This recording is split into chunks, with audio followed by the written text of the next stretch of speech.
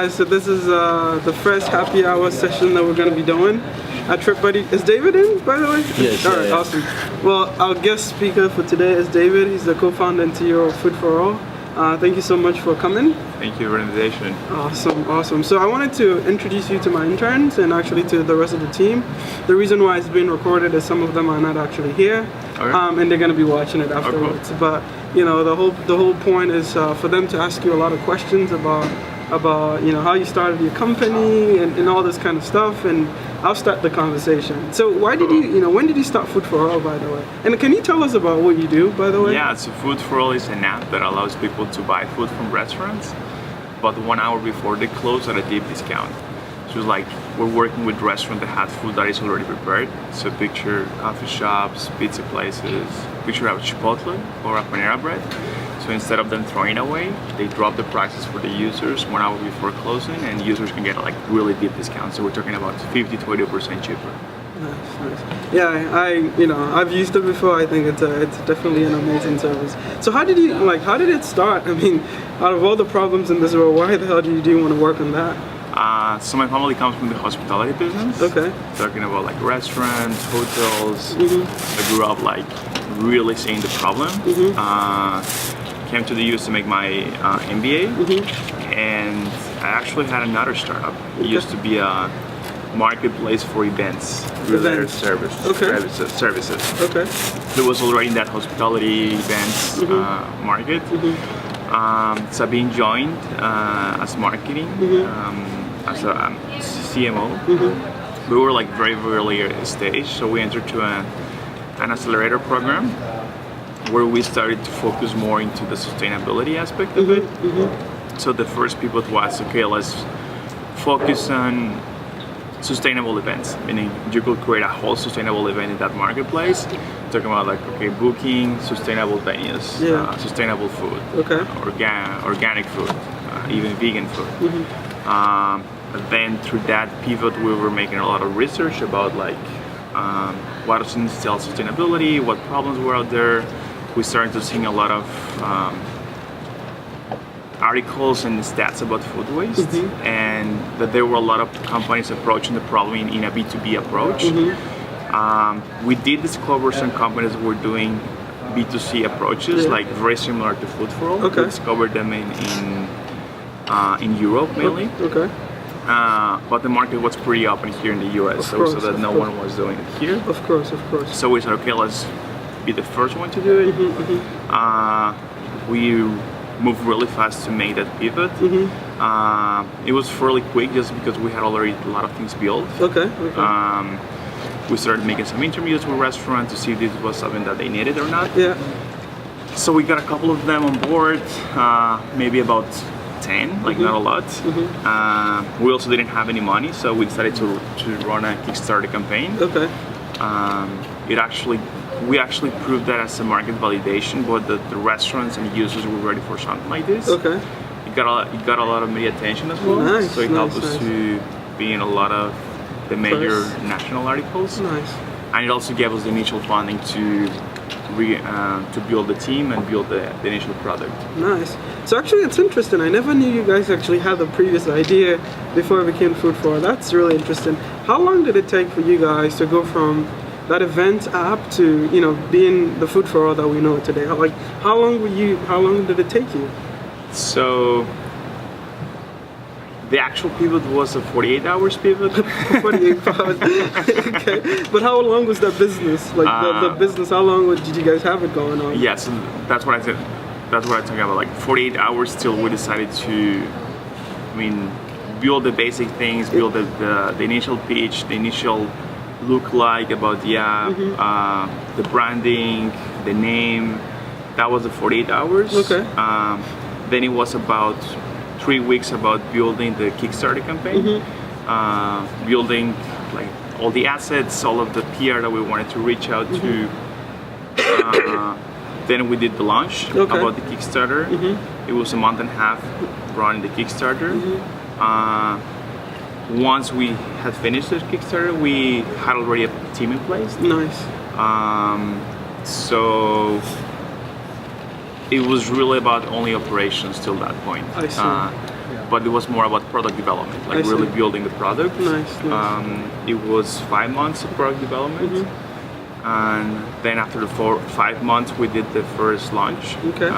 Just literally putting out there to our users. Okay. We had early access button in our website, our landing, so a lot of people were registering to get early access. Nice. So we did the beta test with them. Okay. We used what's the name of it? What? Where you the beta testing? Beta testing. Rhino, no, it's Rhino. Test flight. Oh, test flight. Yeah, iOS test flight. Yes. Test flight. We used test flight Nice. for about 2 months. So after those 2 months, we actually released it to The rest of the world. to the Apple Store. Yeah, Nice. it was first Apple Store and then Android. Maybe 3 months after. Interesting. So we also went, like when I started TripBuddy, I started with, iOS first, and then I went with Android. I'm curious, like, what went into your decision making? Like, why did you go with iOS first before you decided to do Android? Because we had an early access list, and 90% of them were from iOS. Okay. So that was where the decision came. I see. 90% of our users were already in iPhone. Nice. So how much did you guys raise in your Kickstarter? Like, The Kickstarter was $55,000. Did you meet your goal? Yes. You have to, right? To get them. Don't you have to meet the goal to get the money? It's all or nothing. Yeah. That was kind of like if we will do it again, we will set up the bar lower. It was actually 50K. Yeah. So we did 55. So it was like difficult to get. Like I will have set it like maybe 20, and then we might have gotten a little bit more. Yeah. let me see. How long did you say that took to? It was 3 weeks of preparation and a month and a half running the campaign. Okay, that's great. It was cool. Wow. Really stressful. Yeah. So how did you did you have like heavy donors, or like how did you get that 50,000? 55 is a lot of money, especially for startups in our thing where worries. Jocelyn, can I call you in 20 minutes? Sorry. Thank you. Thank you, Julian. So like 55,000 is still a lot of money. Like how do you, what are some of the things that you guys did to be able to get that in? Like did you have somebody donate like 10,000, and was it a lot of small money? So I think the most important thing is defining your rewards, like actually what you're gonna be giving. If you decide to do a Kickstarter campaign, it's like the rewards are very important. Like something that relates to your company and that actually creates value for the users. What we decided to do is giving them meals. So they were actually prepaying for the meals beforehand. Okay. For whenever the app was launched in their cities. Okay. So users prepay like 5 meals, 8 meals, 12 meals. At the end, they had the choice of waiting till we launch in their city, or just donating the money. And it was 50-50. I see. Wow. How did you get PR? How did you get press? I mean, put me through that 3 weeks. How was it like? So first of all, learning about PR. We didn't know anything, like really before that. Like learning how to do a package, how to put everything really well organized, how to build a press release that is fast and effective to read for the journalist. Then create a target list of the writers, really specific towards your market, meaning people that had already either written about food or had already written about sustainability, about food waste. So being very targeted, also kind of like learning about the tricks of the titles and also the first 2 paragraphs in the email. Also creating a lot of really good assets for them, meaning good photos, good video footages, something that they can easily grasp and create an article. Get an idea. Okay. So yeah, that was pretty much like creating an entire process to actually pitch the idea to journalists. I see. Now, did you have a lot of success? Or like, what was the success ratio, right? With how many did you pitch versus how many actually decided that they wanted to write about you? So we sent about maybe 80 emails. 80 different unique reporters? 80 different unique Wow. reporters. Okay. But it was like a process. First, we decided to only pitch our ideal ones, which were about maybe 10. So we offer exclusivity for those 10, meaning the first one that got that say yes, they would get exclusivity, and we wouldn't pitch for a week Okay. to any other media outlet. So the first two that say yes was, so we actually divided into, one was a written article and the other one was a video, video content. Yeah. So each of them got its exclusivity. So the written one was Fast Company and the video one was Business Insider. Oh wow. Okay. Nice. And those two basically were the triggers for all of the other Nice. articles. Now, once we got those two, our pitch to media changed, meaning, oh, we have already been featured by this one. Right. Would you like to feature us? And I think it gives you some sort of credibility, right? I mean, if Business Insider have already pitched about you, it's so much easier. Well, nothing is easy in the startup world, but it's a little bit easier, right? Yeah. That it's like, hey, by the way, you know, Business Insider wrote a story about us, and you guys were also on the Today Show. How did you get that? Like the morning show? I was no like, way. Yeah, they were on the morning show. Like, So how did you get that? it was really cool. It was actually a series of, it was a chain of articles. The first one, so in our second tier of media was Bostino. Boston, you know. Yeah. Bostino, I don't know. Yeah, Boston. Yeah. So once we had about maybe 10 articles in place, but it was really fast. Like 5 days since the first article came out, we had about 10 articles already. Then we pitched to our second tier, which was Bostino. Then NBC Boston saw the article from Bostino, and we were working in our co-working space. It was a very small co-working space in Cambridge. Maybe 6 startups could fit in that In the whole co-working in the whole space. That's co-working awesome. space. So I was working there, and suddenly cameras arrived to the co-working Oh, really? space. I was like, is David here? Is David here? What? Yeah, he's there. At the moment, I was alone. Victor, our CTO, hadn't joined. Okay. He joined after the Kickstarter campaign. Okay. So like they're working alone, and then suddenly the cameras arrived. I was sick, so they told me, "Oh, can we make an article for you? Like, What? Can it be tomorrow? Just because I'm sick." Oh no, because we don't want to lose the exclusivity. We want to be the first one. Really? Nice. So they did the article. Nice. And then the Today Show is part of NBC, so they saw it through that, and then Nice. Today Show picked up from there. Oh, nice. Did you get a lot of? So was the Today Show after the Kickstarter campaign, or was it During the Kickstarter? Yeah. Oh, so did you think that it helped significantly with a lot of people going on your campaign? It all of those major helped, but specifically there's one that changed the entire Kickstarter campaign, which was Grubhub. Grubhub is it's not Grubhub. Grubstreet. Okay. Grubstreet is the food newspaper from the New York Magazine. So they did an article, and it was performing so well that iPhone News picked it up. So for about Oh, really? Apple News pick it up? for about 6 hours, all of the iPhones in the US had our news in their That's main awesome, page. man. That's incredible. What a domino effect. Yeah, that's awesome. And it was for about 6 hours. That's awesome. Like we were getting early access requests for maybe 2 every second for 6 hours. Wow.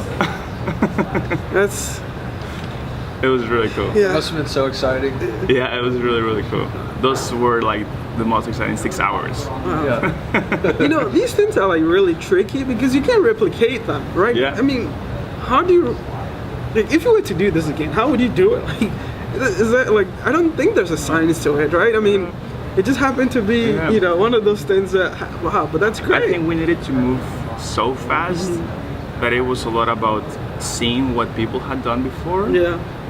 rather than us reinventing the wheel. Right, Like right. we saw maybe 50 different Kickstarter campaigns. Like we really analyzed them. Like, okay, what is the best practices of each of them? Okay, I will like this, we like this, and this. Let's do this. Right. We saw maybe also 50 different articles. We were like picking up the things that we liked because we didn't really have time to learn. Right. So it was just saying what people had done before, pick the best things, and then just replicate them. It was also about video. Like we had never done video before. Yeah. It was like seeing a lot of videos, see like the best ones, and really also replicate them. Wow, that's great. So now fast forward. Do you guys have any questions for him at this point? No. All right. So let's fast forward to, Kickstarter campaign is over. Was it just at that point? Was it just you, Sabine, and Victor? And two interns. And two interns. Me, Sabine, and two interns. Nice. So tell me the role of the interns, because most of these guys over here are all interns. How important were they in that early stage? It was really important. They actually were in another startup. It was I was working by myself, and I saw that those two interns were like really good. But they were not valued inside that other startup, just because I don't know, like the founders like really just were not doing anything. Really, they were like just sitting, and they were always asking me questions, even though like that was also my first startup. So I told them, would you like to join? Because they really just liked the way that I work and the way that I thought. Nice. So basically, their work was about researching best practices, and that was also my work. Like at the end of the day, like I was not an expert, and they were not an expert, so that was like our role. Like, okay, let's research what is the best practice for UX UI. What are the best practices for marketing, for pitching to press, Kickstarter campaign. Once we have all that information, starting getting the best from each. I see. Wow. Are they still with you? Are those interns still with you? No. They were maybe for 6 months. Okay. I mean, it happens, right? I mean, with the internship, it comes, it's a valuable time for them because they get the chance to learn so much at a very short period of time, and then they get to move on. But at least it's an experience that they get to carry on. They really liked it a lot. Nice. One of the interns actually went to their masters. Okay. The other one went to Wafer. Okay. To start a Wafer. Oh, nice. And we have still like a really good relationship. So it was really cool. Nice. That's awesome. That's great. So now you guys are a big team. You're growing, but it's just as painful as anybody else in this building, right? Doing the startup is awful, and it's really hard. But it looks like you guys have raised some money, haven't you? Yes. Okay. How much have you raised till date? To today, 700. 700,000. Yes. Nice. And what's the bulk of the money going into in the company? Like, what's the resource allocation? Is it on like team members, or what is it? So about 40% goes to salaries. Okay. Then those 60% is divided between operations and marketing. For us, we're a B2C company, so there's a huge amount that goes to marketing. Really through the entire funnel, talking about like digital ads, physical marketing, like really just flyers, events that we go to pitch to. But the biggest one and the most effective for us is the referral program. Yeah, the referral. So you have a code like the same as every other referral program, actually giving free meals to both the user that refers and the user that inserts code. Nice. Wow. And I think you guys also have a mascot now, Scrappy, right? Yeah. That goes into the marketing bucket right now. That's cool. So let's talk about the first time that raising money is difficult. Like, I don't think there's anything that we do that is easy, but one of the things that is really hard is also raising money, because you have to convince people that this thing that you're doing is gonna be $1 billion company, right? And most of the time they don't believe you. They think you're full of shit and all that kind of stuff. How did you raise your first dollar? Like, what was the process, and how long did it take? I think the first ones were the easiest ones, just because they were just like so excited about the Kickstarter. Okay. So we raised about 50K. So it was a 55 plus 50K. So it was maybe, we started with 105. So They were excited. They were organic, meaning Okay. they approached to us. That's the best. It was just to make sure they just wanted to make sure that we knew what we were doing. Okay. So the difficult part was only that, like just making sure that we had a plan. Just because they were already excited. Yeah. The second one was the actual difficult one, like raising 250. So after that 100, we went to 250 because now we actually needed to prove that we were able to execute. Right. So it was a lot about building a network, like trying to have a very clear process to fundraise. Okay. Meaning dividing your first. It was very similar to pitching to media. Okay. Dividing your first tier of investor, like the most ideal ones that you have, the second tier. Also, it's also like a sales process. Of course. Having them very well structured, like keeping track of how many minutes you have with them, how many follow-ups. It's a lot about them trusting on the vision and making sure that you're able to execute. I see. Now, where were you getting the leads of investors? Was it cold emails? Was it like how were you getting them? I mean, because in the beginning you don't have a lot, you don't know a lot of people in your network. Yeah. Like, how were you getting them? That's a good question. I think it was shooting to everything. Okay. It was Spray and pray.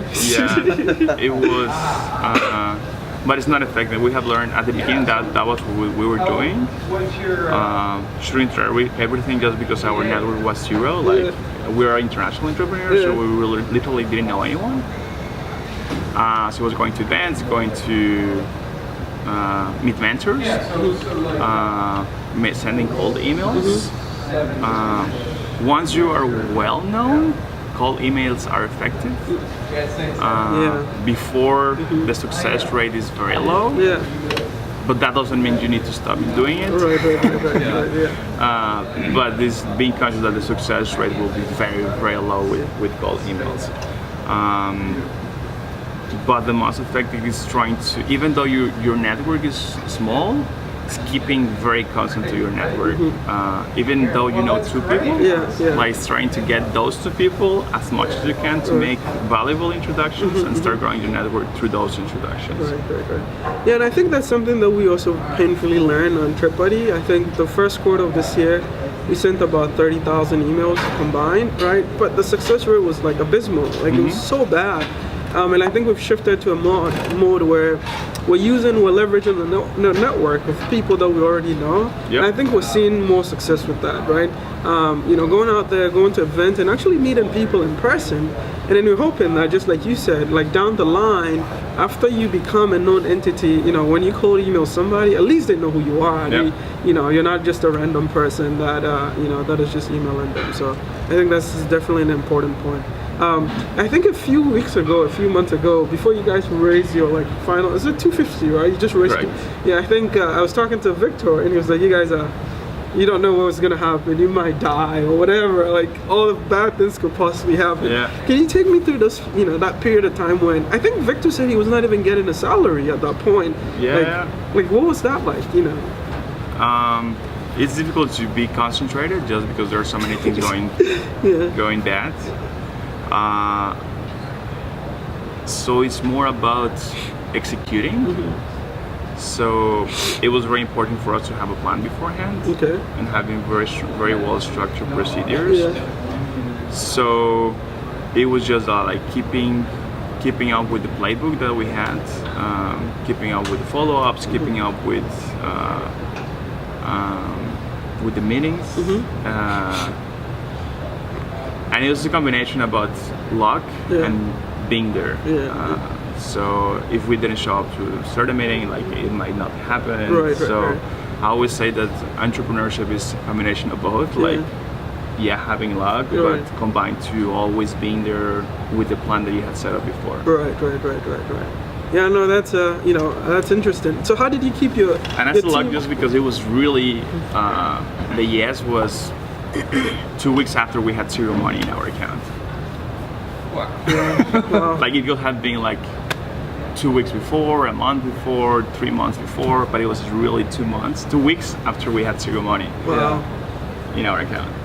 Like, how did you tell the team? I mean, for you, it's okay to not get paid. It's you, right? I mean, it doesn't matter. You can motivate yourself to not get paid, and your co-founders as well. But for the rest of the team, like the guys, Julene and the rest of the guys on the BDR, like, how did you motivate them during that time period? It's like, we have no money. Like, what did you tell them? Like, so fortunately, they were still getting paid. Okay.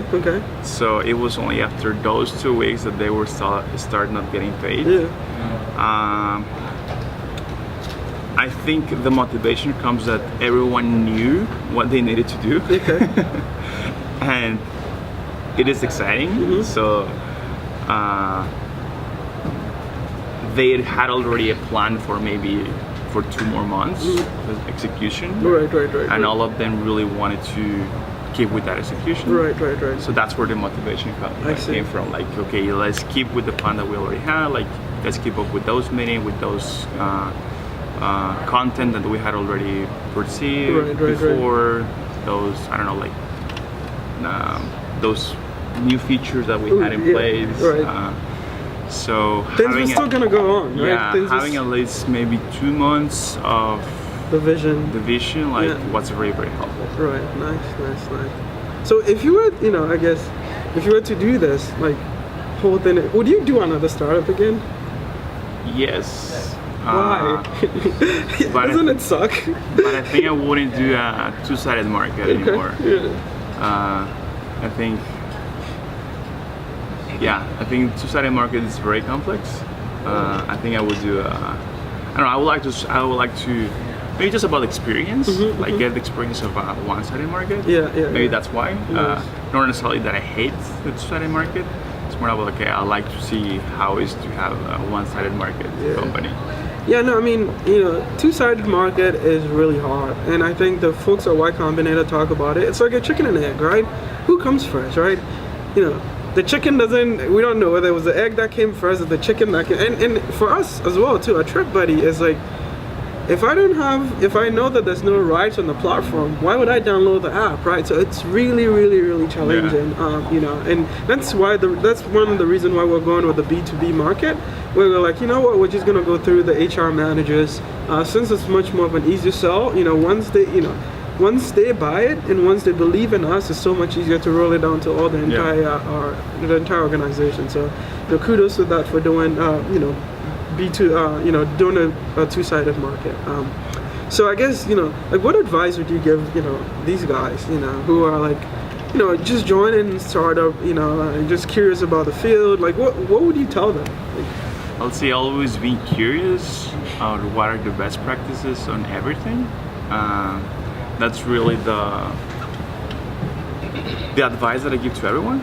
Like, really, even though they're in my company or not, always figuring out what is the best thing out there. It could be video, it could be photos, it could be in code, really anything. Like, always being curious of knowing what is the best things out there. Nice. Cool. I mean, maybe not only knowing, but trying to reproduce them as well. Right. Yeah, because I mean, what's the point? Everybody would tell you something. Yeah. In the startup world, everything is broken. Like, everything is broken. It's not even a joke. Like, everything is broken, right? The worst thing is to have somebody always complain to you and say, "Oh, that sucks." Like, that's like, no. Can you bring a solution, right? Yeah. I mean, don't just come with me with problems, right? Show me how to fix this, because most of the time I don't even know how to do it. So. This is definitely a good advice. And I think another question I do have for you is, have you thought about, because when you do startups, everybody gives you advice. Everybody's an expert. Everybody tells you what to do. Have you thought about, like, going outside the U.S., like, Mexico or Brazil or whatever, to try the market, since maybe it might be a little bit cheaper? Have you thought about that, or is that something that somebody has told you about, and what do you think about it? So, yes and no. Just because of the opportunities, and actually we have received a lot of inbound requests. Of people that actually want to take food for all to other markets, other countries. Okay. But the reason why we haven't pursued it is just because we want to raise another round, and that will complicate our narrative with investors. Okay. A lot of for a lot about what fundraising comes out. Yeah. It's about how strong is the narrative that you reveal to those investors. Yeah. The justification for you to raise another one start to be not as strong. You're right. So right now the narrative that we're building is, okay, we saturated the market in Boston. Pretty much we have pitched to 100% of the restaurants here. Nice. This is the money we generated. This is Nice. the number of users we generated. Nice. Now we're going to New York. Yeah. We want to replicate our success in Boston. Yeah, in New York. We need this amount of money to replicate that success. That's why we raised this round now. Yeah. Because they understood. So it was a tangible thing to understand Nice, for those nice. investors. So now for the next round that we're gonna be raising is, okay, we already dominated Boston and New York. Yeah. We want to raise this amount to go to 10 more cities. Got it, And this got is the money that we need for that. Nice. Yeah, no, I mean, congrats on the New York then, because I think Julene moved to New York for a month. Yes, you know, yes, so, yes. So that's definitely amazing, and it's great to see that you guys are doing some good moves in New York. How's New York so far? Is that, what is the what have you been seeing a lot of success, or what's going on in New Yeah, York? it's just because there are 7 times more restaurants. So just because of the numbers, that's the number one factor. Like, you will be getting more leads. Okay. And also people are more open to startups In New York. in New York. I see. So we have seen a better success rate. Nice. Have you guys tried the food, like the food vendors in New York? Because there's a lot of them, right? Like the food trucks on the side of the road. In New York, not, but here, yes. Oh, really? We do have a lot of food trucks. Okay. Here. Maybe not a lot, but maybe 12. Okay. 12 food trucks. Okay. Yeah, I'm curious. I wonder how those food trucks in New York is gonna work. Yeah, They're yeah, literally all over the place. Yeah. But awesome. Do you guys have any questions for Victor? Yeah, just Oh, not Victor, on- for David. I'm sorry. Yeah, just on the product on its own. So you're targeting restaurants that have stuff that's already made, so products that people can buy already. Is that what it is? Correct. So basically, the stuff that doesn't sell, by the end of the day, you just knock price off and Exactly. I see. Okay. Yeah, because is there thoughts on going towards restaurants and kitchens in the future, or maybe? So we do have 2 restaurants, Yeah. but we're not pitching to them just because it's more difficult for them to understand. Yeah. Just because we're opening a new market. This is the first time that a company is doing something like this. So the 2 restaurants that we have approached to us organically, and what they're doing is, what this restaurant that make food to order normally do is that they have a special menu, or it's not a menu, with ingredients that they're about to throw away. They make a special food for that day, and everyone from that restaurant eats that. So they create a special meal for that day. They call it family meal. Yeah. Do you mind if I ask which restaurant? It's called Lama Inn in Boston, in Brooklyn, Okay. and the other one is Tanam in Davis Square. Cool. So one in New York and one in Boston. What's the one in Davis Square? Tanam, you know it? What kind of food? It's a new restaurant. I think it's Vietnamese, but I'm not sure. Yeah. I'm almost sure that it's Vietnamese. I know Opa Greek Gyros. Oh yeah, Good for all. Yeah. I've been there and I saw the logo. I was like, oh, that's great. Yeah, because sort of the joke, well, not the joke, but just how it is in restaurants, it's kitchen staff eats shrimp, basically. Right? Yeah. So how is that going to work in that case? Since it's not something that consumers would buy necessarily, right? Yeah. They actually buy it just because they're high-end restaurants, so the food is really good. Yeah. So the normal price of that meal will cost maybe around $25. So they're getting it for $4.50. So the quality of the meal is really good. So the users actually buy it, and they go to the restaurant 1 hour before they open. These restaurants normally operate in the night. What other markets are you in? So you're in Boston, New York. Correct. What other cities? So we are in Cambridge, Somerville, with all of the Great Boston area, and also in Brooklyn. Okay. And you plan on expanding to what's the next city that you're planning on going Right to? now, not. We're gonna expand it to New York till November. Okay. raise another round to go to, we don't know how many yet, but at least 5 more cities, maybe going potentially till 10. But 5 is the initial target. By the end of this, like next year, or?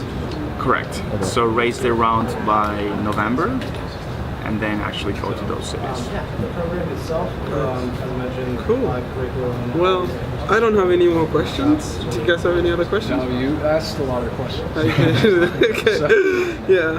Yeah, no, Because thank I you was so much, curious guys. as much Yeah, as you yeah. guys all are. But so, thank you so much, David. This is our first time doing this. Hopefully, we'll publish it on the internet for everybody else to see it, to listen to your story as well.